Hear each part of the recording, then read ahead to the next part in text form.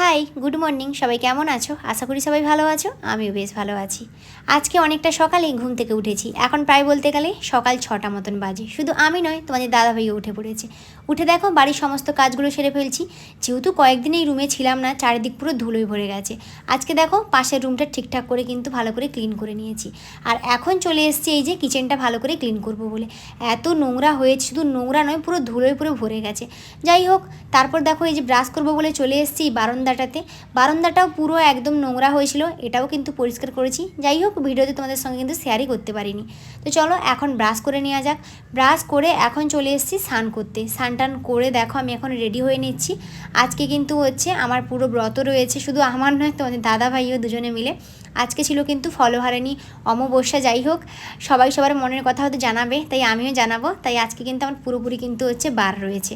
তো চলো এখন হচ্ছে এই ভেজা জামা কাপড়গুলো মেলে দিচ্ছি। কাল রাত থেকে বৃষ্টি হচ্ছে, এখনও পর্যন্ত বৃষ্টি কমছে না।